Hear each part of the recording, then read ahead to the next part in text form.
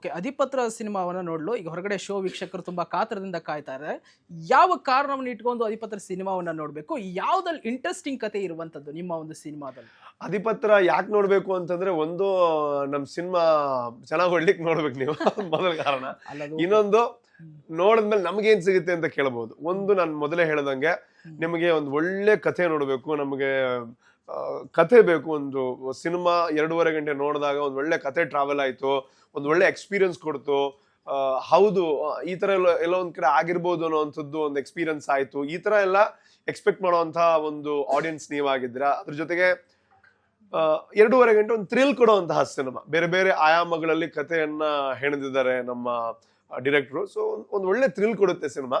So ಇಷ್ಟೆಲ್ಲ ಸಿನಿಮಾದಲ್ಲಿದೆ. So ಖಂಡಿತ cinema ನೋಡ್ಬೋದು. ಈ ಸಿನಿಮಾದ ಹಿಂದಿನ ಕಥೆಯ ನಿರ್ದೇಶಕರದ್ದು ಮತ್ತೆ ನಿಮ್ದು ಎಷ್ಟಿರ್ಬೋದು ಪಾತ್ರ ಅಂತ ಹೇಳಿ?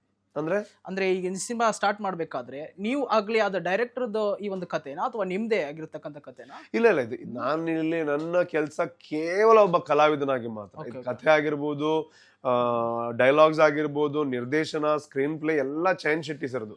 ಸೊ ಅವರ ಕನಸಿನ ಒಂದು ಕೂಸಿದು, ಅವರ ಒಂದು ಕಲ್ಪನೆ ಇದು. ಅದಕ್ಕೆ ನಾನ್ ಸೂಟ್ ಆಗ್ತೀನಿ ಅಂತ ನನ್ನನ್ನ ಅವ್ರು ಆಯ್ಕೆ ಮಾಡ್ಕೊಂಡಿರುವಂತದ್ದು. ಸೊ ಹಾಗಾಗಿ ನಂದೇನಿದ್ರು ಈ ಸಿನಿಮಾದಲ್ಲಿ ನಟನೆ ಮಾತ್ರ, ಬೇರೆಲ್ಲಾ ಕ್ರೆಡಿಟ್ ಡೈರೆಕ್ಟರ್ಗೆ ಹೋಗುತ್ತೆ. ಸೊ ನಂದು ನಟನೆಯ ವಿಚಾರವಾಗಿ ಏನಿದ್ರೆ ಅದಕ್ಕೆ ಆ ಕ್ರೆಡಿಟ್ ಡೈರೆಕ್ಟರ್ಗೂ ಅರ್ಧ ಹೋಗುತ್ತೆ, ಅರ್ಧ ನನಗೆ ಬರುತ್ತೆ ಅಷ್ಟೇ. ವೀಕ್ಷಕರೇ, ಇದಾಗಿತ್ತು ರೂಪೇಶ್ ಶೆಟ್ಟಿ ಅವರ ಸಂದರ್ಶನ. ಮತ್ತಷ್ಟು ವೈವಿಧ್ಯಮಯ ಸುದ್ದಿಗಳಿಗಾಗಿ ನೋಡ್ತಾ ಇರಿ ವಿಶ್ವವಾಣಿ ಟಿವಿ. ನಮಸ್ಕಾರ.